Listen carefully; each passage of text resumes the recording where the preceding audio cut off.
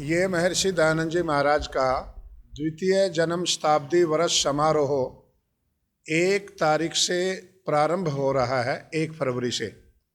इस 1 फरवरी से लेकर के 12 फरवरी तक चारों वेदों का यज्ञ ब्रह्म सरोवर के किनारे योग भवन में महर्षि दयानंद जी महाराज का ये जो जन्म शताब्दी वर्ष है, इसके लिए कुरुक्षेत्र में मनाया जा रहा है, उसका शुभ आरंभ किया जा रहा है। तो जैसा कि आप सब लोग जानते हैं, आर्य समाज के संस्थापक ऋषि दयानंद जी महाराज का जन्म 1824 में हुआ था और 1824 में उनके 200 साल पूरे हो रहे हैं।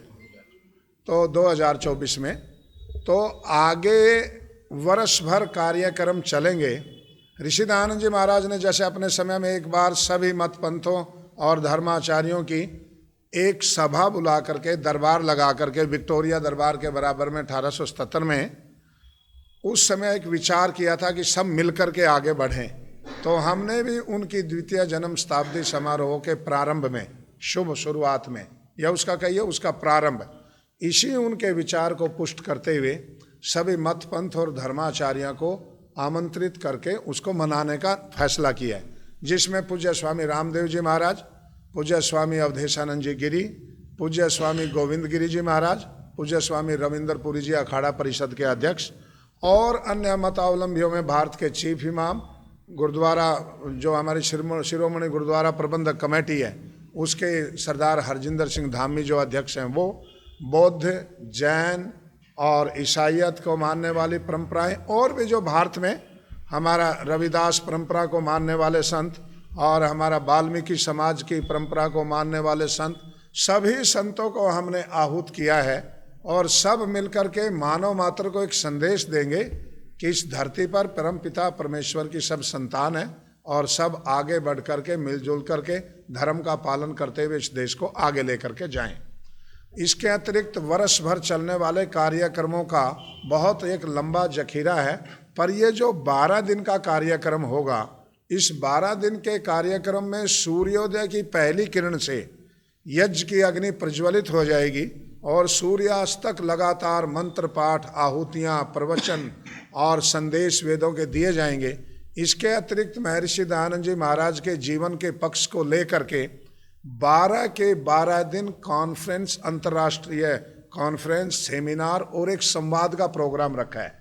जो जो आज समाज में समस्याएं हैं, उन समस्याओं को महर्षि दयानंद जी महाराज के दृष्टिकोण से और वेदों के, हमारा जो वेद शास्त्र हैं और वैदिक वांग्मय है, उनके परिप्रेक्ष्य में, उस दृष्टिकोण से उन समस्याओं का क्या समाधान हो, कैसे मनुष्य से प्रेम करके रहे, कैसे आपस में समाज में जो विखंडन है, फूट है, वो समाप्त हो। सब मिलकर के सब मानव मात्र को परमेश्वर का संदेश देने के लिए हम आगे विचार करते रहें और वर्ष भर लगातार यूनिवर्सिटियों में, कॉलेज में, स्कूलों में, समाज में फरवरी 2024 तक सारे के सारे कार्यक्रम देश भर में अलग अलग चलेंगे।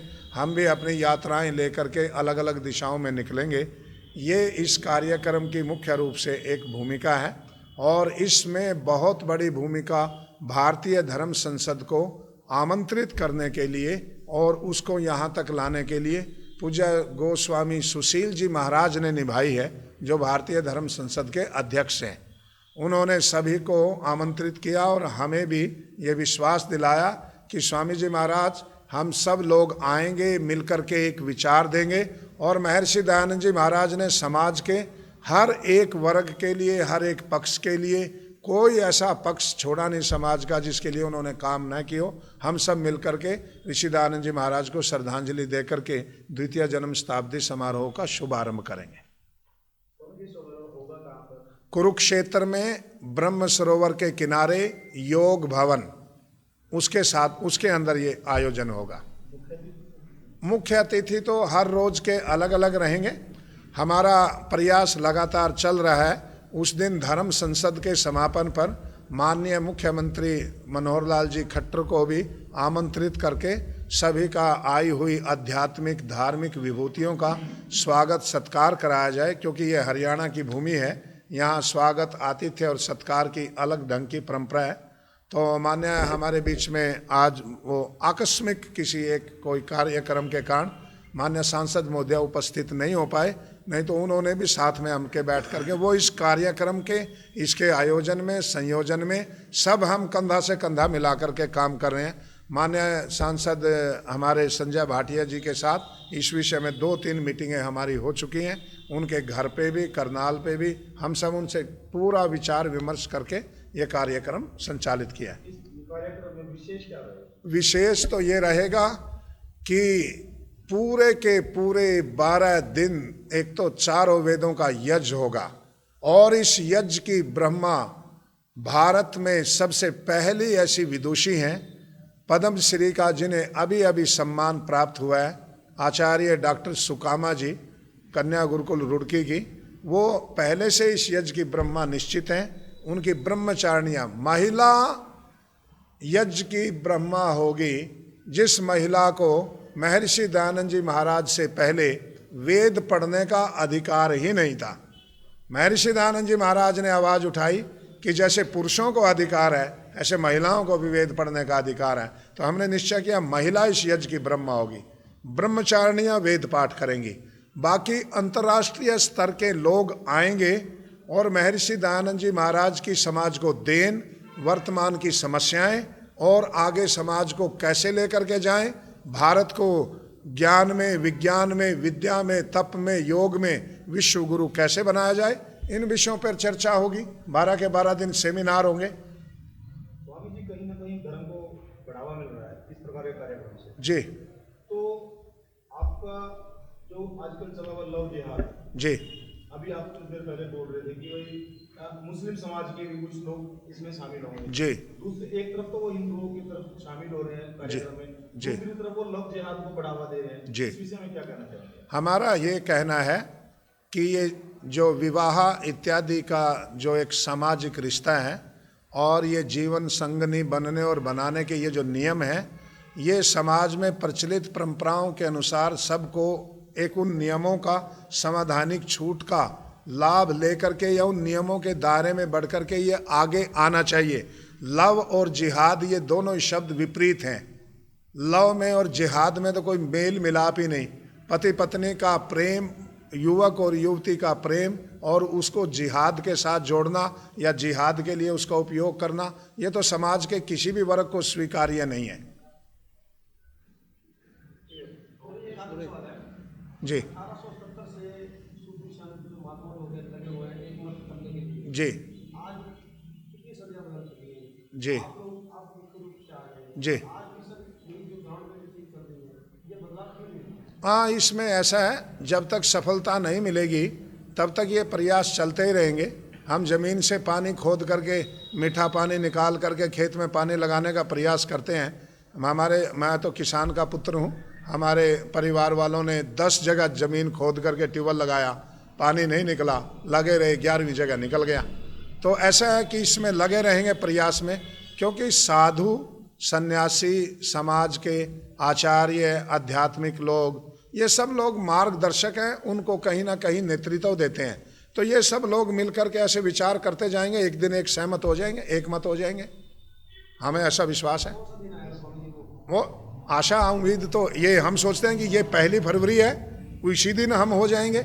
आशा तो यही है हमारी कि सब उस दिन मिलकर के ये घोषणा करेंगे कि इन चीज़ों पर हम एक मत हैं, सर्वसम्मत।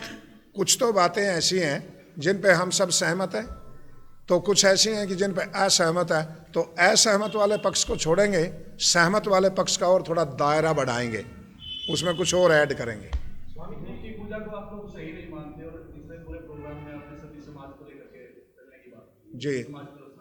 जी।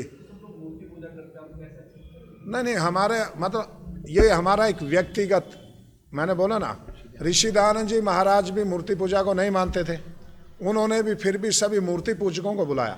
मूर्ति पूजा करना या ना करना ये तो एक धार्मिक और दार्शनिक विषय है। इसके अतिरिक्त खाली हमारा उद्देश्य धार्मिक और दार्शनिक चिंतन थोड़ी करना है। जिस समाज में हम रहते हैं, जिस देश में हम रहते हैं, उसके अंदर सामंजस्य स्थापित करना।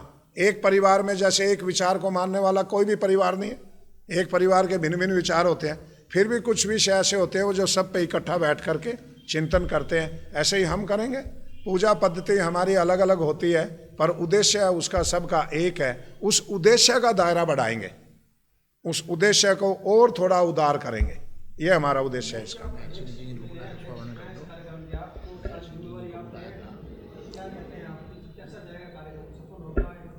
कार्यक्रम कार्यक्रम इतना सफल होगा और इतना उत्साह है, देश भर से हमें हर रोज फोन आते हैं कि ऐसा विलक्षण कार्यक्रम हमने कभी सुना नहीं है कि किसी एक विश्व धर्म संसद बहुत हुई है और भारत में भी होती रही है, पर किसी महापुरुष का द्वितीय जन्म शताब्दी समारोह मनाने के लिए राज सत्ता और अध्यात्म सत्ता दोनों खड़ी हो जाएं।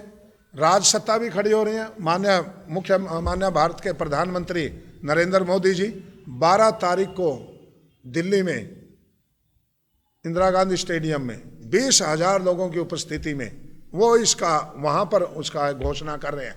पर वो राज सत्ता है, ये अध्यात्म सत्ता है। कुरुक्षेत्र का मैदान इसलिए चुना, राज सत्ता तो उस समय भी हस्तिनापुर में बैठी थी और इंद्रप्रस्थ में बैठी थी, पर सत्य असत्य धर्म अधर्म का निर्णय तो कुरुक्षेत्र के मैदान में हुआ। तो अध्यात्म सत्ता कुरुक्षेत्र में करेगी, राज सत्ता दिल्ली में करेंगी।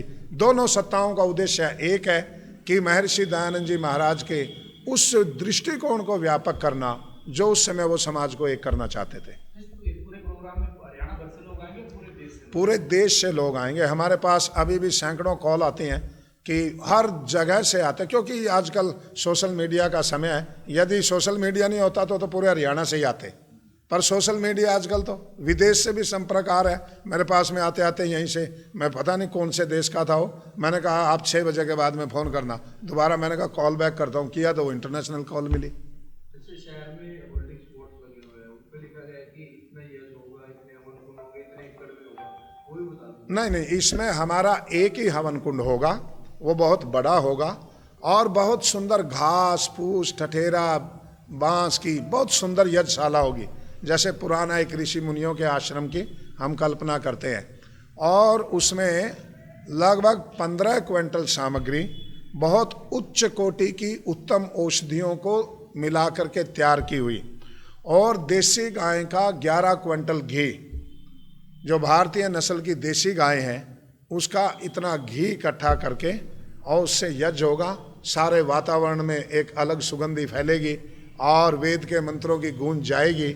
जैसे योगेश्वर कृष्ण के गीता के वचन वहाँ पर गूंज रहे हैं आज भी आसमान में, ऐसे चारों वेदों के मंत्र गूंजेंगे।